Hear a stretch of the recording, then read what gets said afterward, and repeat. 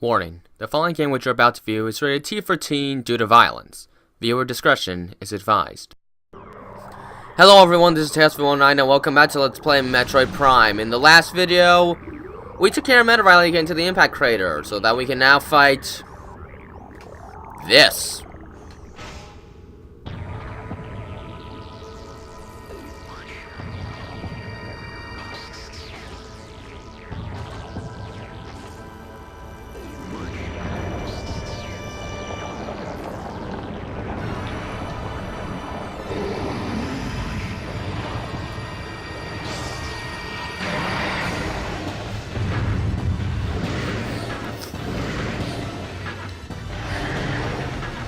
Alright, let's follow him. Then let's switch to the power beam. You'll understand why in a moment.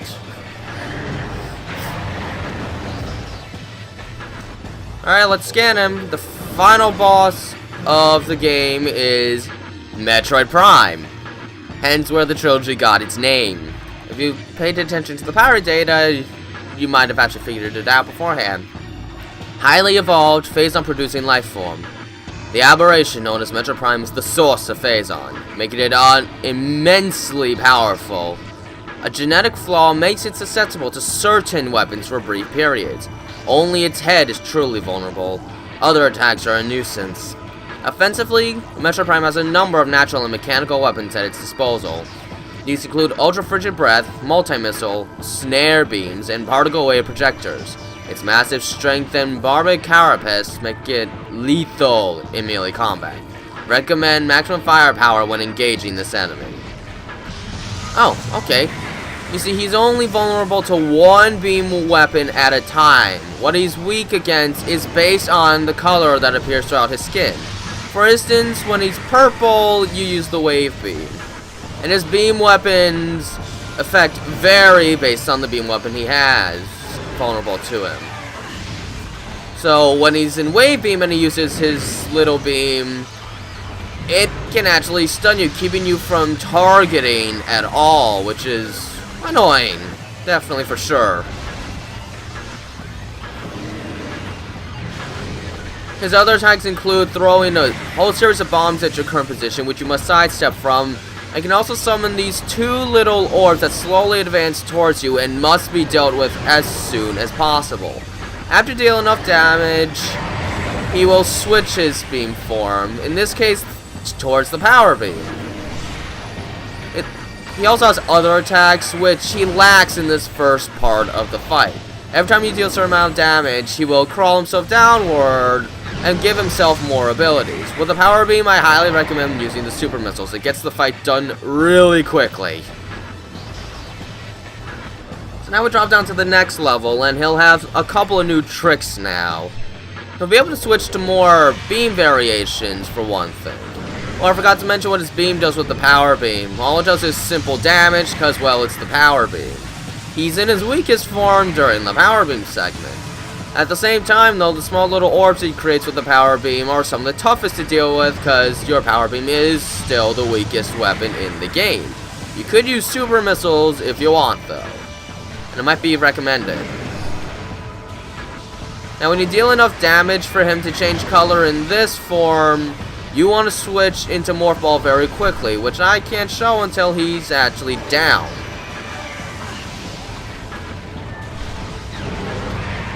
Now switch to Morph Ball here, because this time he will charge to the other side of the room.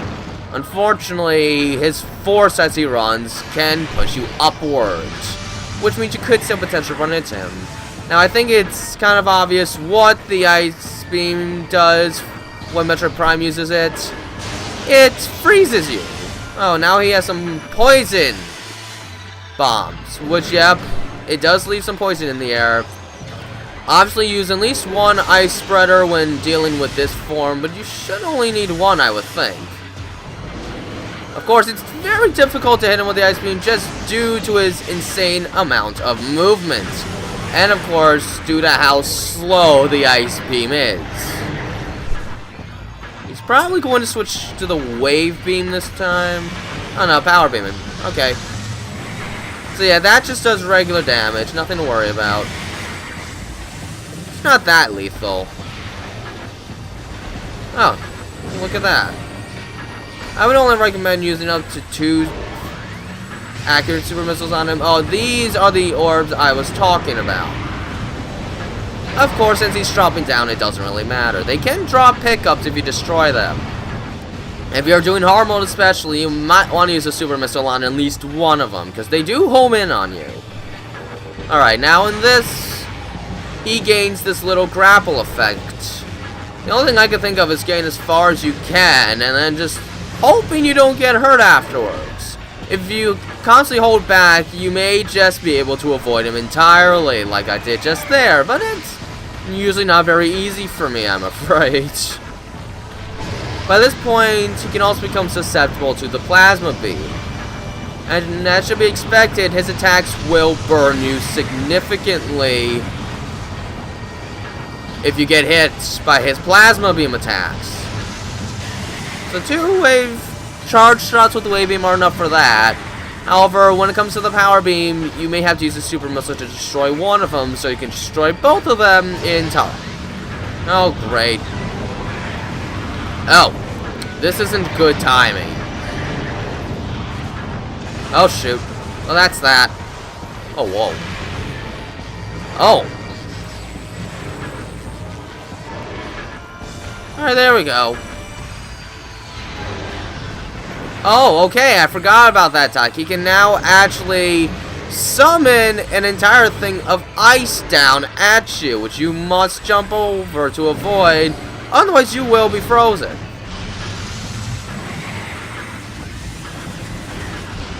Oh, and if any of his shots reflect back at you, they can hurt you. Fair warning, apparently. I suppose that should have been expected. I don't know why I didn't think of it. You want to switch to plasma now? No, you don't. Ice. Oh, boy. Well, let's just do that so I can get a moment's peace. At least these are simple enough to destroy.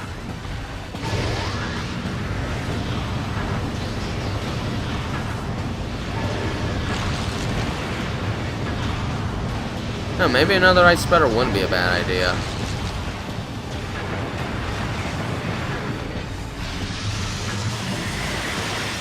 Oh, wow.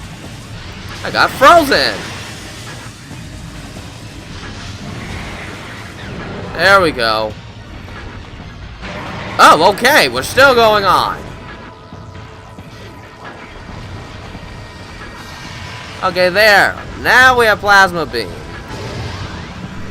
Which is honestly a form I rather dread because he deals major damage during this part of the fight. Suppose I could try using the flamethrower, but I don't know how effective that would be. Okay, that was close. True, the plasma beam still deals lots of damage, but at the same time, he's a lot more threatening during this part. Okay, I think we're in the final part of this fight, in which now he can switch between his beam weaknesses at random. Hooray. He doesn't always do it, but sometimes he loves to spam it constantly, just like that. So be prepared for absolutely anything this time. I should probably deal with one of these.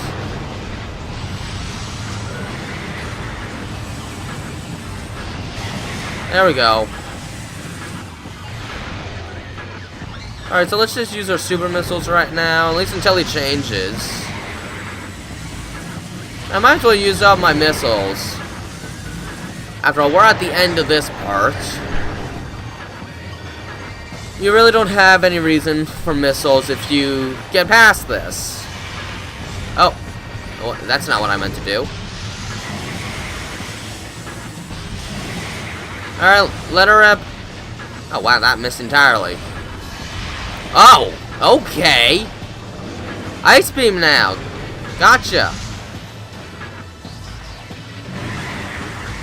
Alright. Oh, dang it.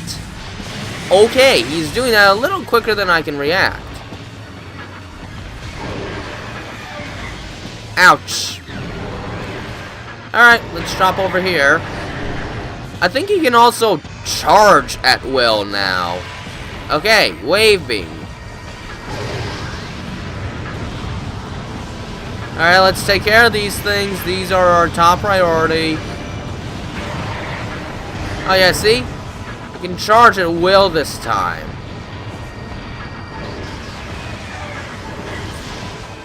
So in this part of the fight, you especially have to be careful. It's virtually anything goes this time. He's probably gonna switch now, right? Oh no, he didn't. That is a gold. I want the gold. I also don't want to get hit by that because that will deal lots of damage. Okay, okay. You should be almost down now. Oh boy. That almost didn't work. Alright. Dang it. Oh, whoa. Calm down there, mister. Wow. I think this is the most aggressive he's ever been against me. Uh-oh. He switched to plasma again.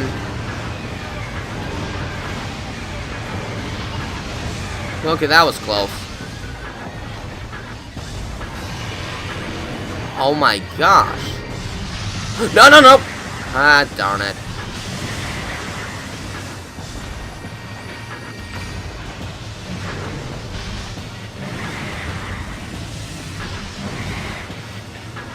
As you can see, this is a long fight, hence why I did want to do all this in just one video.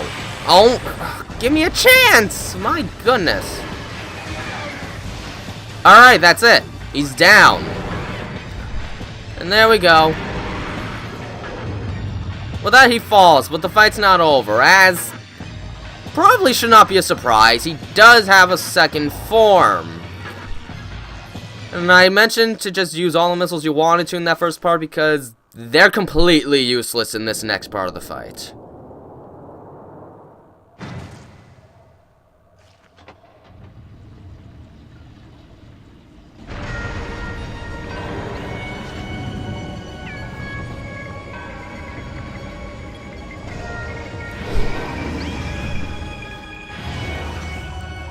Behold Metroid Prime's true form. Yes, you had to scan this form because it's completely different. Metroid Prime, the core essence of Metroid Prime. Scans indicate that the Phazon energy form of Metroid Prime is invulnerable to all conventional weapons. Only attacks from a Phazon-fused arm cannon will damage it. It generates pools of Phazon when it attacks. Use these to fuel your suit's Phazon weapon system. The entity can also spawn Metroids to assist it in battle, rendering itself invisible when it does so. Okay, there. And this is honestly not a hard fight, but it is kind of tedious. Most of what he does is create these shockwaves, which you must jump over with either a single jump or double jump, depending on how much power he gives it. And you pretty much just wait till he creates Phazon. Until then, like here. And every time he creates pool of Phazon, he becomes visible to only a different visor. In this case, the X-ray visor. They tend to alternate between regular, X-ray, and thermal. Then you just gotta get into the pool of Phazon and hurt him. Once the pool of Phazon disappears, you then just have to wait for him to create another one. And yes, it's taking small Metroids, which he does later on in the fight after he's taken some damage while creating pools of Phazon. That's where the power bombs come in handy, so I hope you've collected every single expansion, especially if you're doing hard mode, because he might be doing it a few times. Unfortunately, I can't really say that much. This is basically the entire fight. Oh, and sometimes he will just change visor visibility at random without generating a pool of Phazon. I forgot to mention that, but that's it. This is pretty much the entire fight. Compared to the first form, this is kind of disappointing. At least the music sounds kind of cool and disjointed. Kind of like that. At the very least. Alright. Let's get to the Phazon pool quickly. The quicker you get to it, the more damage you'll be able to deal, because it does disappear after a while based on time. See? Got to deal a nice bit of damage there. I really wish there was more to this fight so I'd have something to say. Unfortunately, that's not the case. I know you can't go to Metroid Prime's leaking mechanical body to generate the attack. You do have to wait for him to create a pool of Phazon himself. Unfortunately. And yeah, sometimes he likes to do a scary lunge face at you, which if he's up close to you, can actually do something. Mainly this part of the fight's a little disappointing. As you can see, it's also not the hardest final boss. Obviously, the final fights in Metroid Prime 2 are much tougher. Much tougher. Oh, I have bad memories of that. Can't you just generate a pool of Phazon already? You're drawing this out. I think I heard in the PAL version of this game they gave him a couple of new attacks. Which, hey, that's nice. Makes things a little more interesting. But this is the NTSC version, so, no. We just get this. Come on already. Well, I think I got a tickle in my nose. Darn it. I'm gonna try and hold it in. Or get rid of it. Oh, yep, here we go. He's creating the Metroids. Oh, shoot, he's on top of it. There we go. We at least got something in. Actually, that one lasted a pretty long time. But yeah, that's where the power bombs come in handy. Especially if he decides to create a fission Metroid. Thankfully, Metroids can also drop power bomb pickup, so you can still get some back if you're lucky. I just wish there was a way to make the pool of Phazon come a little quicker. Oh, hold it. Right, Metroids. There we go. Okay, there we go. We're starting to get some damage in. Jump.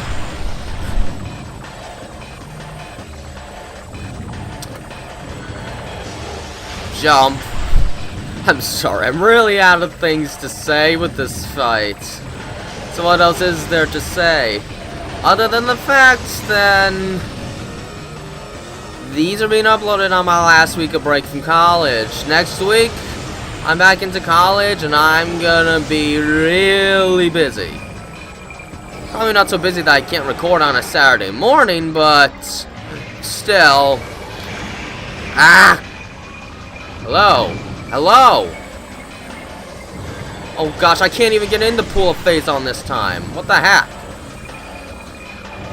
Well, that ruined everything. I hate it when it's still there. Okay, cool. I guess it is based on how much damage you deal against him. I could have sworn once I was only able to get half a second of damage and that was it.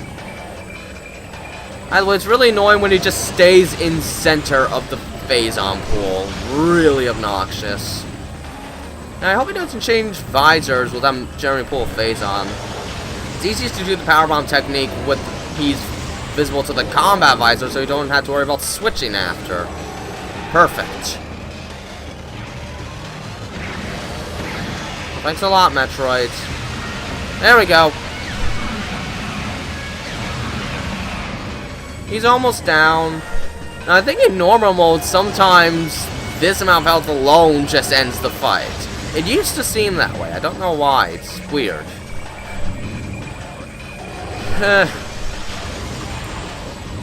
This fight drags on a bit on hard mode. The main reason this fight will be hard is if you are not very good at the first part of the fight, which as a kid I wasn't, and I usually got to this fight with less than an energy tank remaining. That made it a challenge. Because it meant I could only get hit like once, maybe. If I was lucky, twice. Yep, Fission Metroids. This is when I am absolutely grateful for the power bombs. Are you kidding me? He has a pixel of health left. Really, game? We're really gonna play that? Oh well. The fight's just gonna drag on a little longer. I'm sorry. I don't know why, but I kind of like to move in a tiny little circle when he does the shockwave attacks. It's just kind of fun. It gives me a little extra enjoyment for some reason just to move around in the smallest circle. Now I'm doing it the other way. Isn't that fun?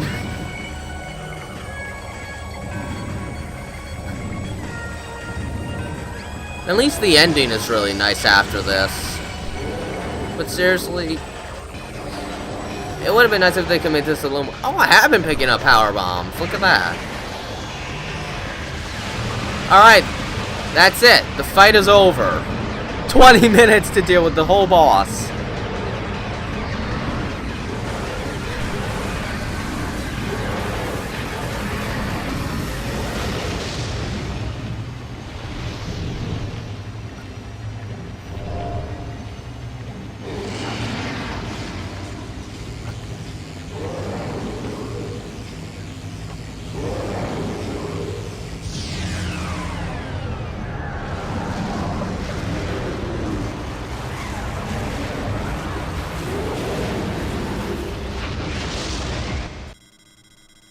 Crater collapse imminent. Evacuate immediately.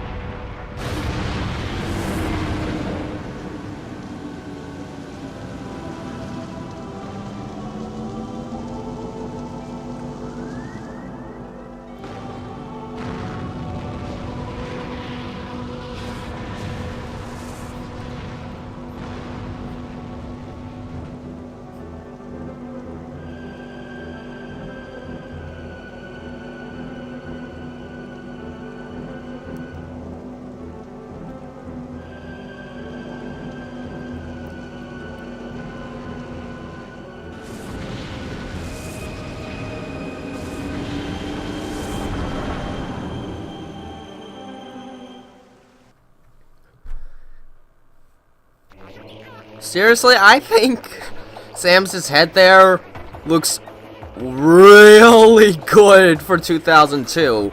I honestly think it's the most realistic Samus has ever looked. I feel like the other games just made her look a little more, I guess, anime-like, not as realistic. That's me, though. I really liked the way she looks in this ending. It looks so darn good. Did anything else look that good in 2002? I really want to know. I was a bit too young to take notice in 2002. I was only like 3. But anyway, that's Metroid Prime. A fantastic game in my darn opinion. The story's simple, but kind of does it like a survival horror game, where you gotta, like, find information through scanning and such to really learn about the story in the game, which I think they did very well. The game is very atmospheric. Every place has a different atmosphere that correlates pretty much perfectly. And the controls are very comfortable. It's generally a very fun game to explore. And it's actually manageable to collect all the items, which I'm glad about. I can't say the same for the previous games, except maybe Metroid 2. Overall, I like this game better than Super Metroid just because the first-person setup really gives this game a nice atmosphere, and all the information and lore you can get just from scanning is just so interesting. I love that. So I'm sorry for all those that prefer Super Metroid, but I've stated my reasons as to why I prefer the original Metroid Prime. Although, since I started, now I'm wondering if this is my favorite game of all time or my second favorite game of all time, because, well, I got a game on Christmas and I fell in love with it very quickly. You won't see it for some time. It's going to be a Saturday video sometime after I finish the Master Quest. I've already recorded them the day after Christmas, but you're not going to see it until quite a bit of time from now. Oh, and of course, I think I mentioned the music fits very darn well with all the areas in this game. Magnificent job. This was a fantastic step into 3D from 2D. Even if it isn't my favorite game of all time anymore, it's still easily one of the best games I've played. easily my favorite Metroid game. I just can't believe how well this was made. There was obviously a lot of love and effort and passion put into this game. And I'm always going to love this game for what it is. I'm not really too into first-person shooters, but the Metroid Prime games are different. They're more of an adventure type of game, with a first-person perspective. If you haven't played Metroid Prime and you own a GameCube or the Wii, get the Metroid Prime trilogy, you've got to play this game. It's amazing.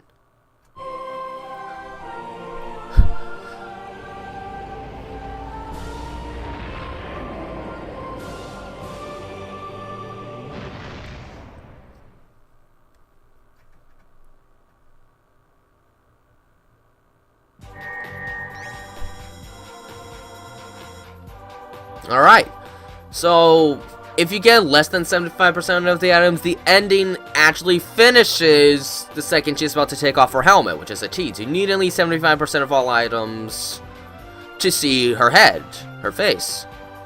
But if you get 100%, we get one more thing after I press A. And I suggest you pay close attention, because this reveals how we get the antagonist for the next two Prime games. And possibly Prime 4. Okay, well, let's listen to this first. I've never actually listened to it.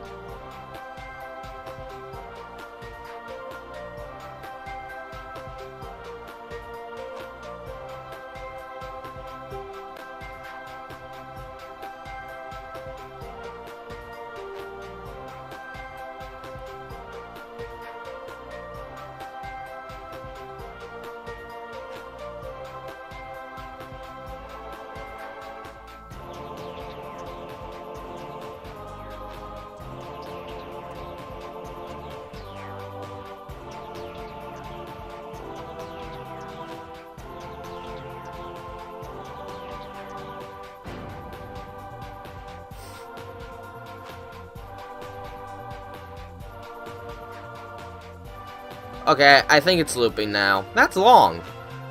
Again, pay attention to this last scene.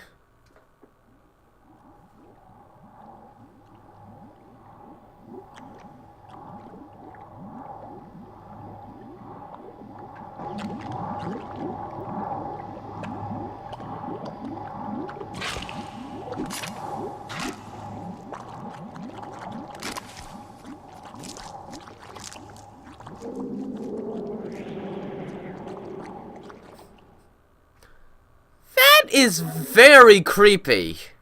That really is. Well, that's Metroid Prime. I would end this now, but I figured I'd also show the image galleries in this game while I'm still playing. Okay? So let's go to the image galleries. And yep, that's how Dark Samus came to be. It's just Metroid Prime. What Metroid Prime did after the battle was over was sap a bit of her DNA to form a replica of Samus. So Dark Samus is still Metroid Prime, hence why we can still call the sequels Metroid Prime, because we still have him.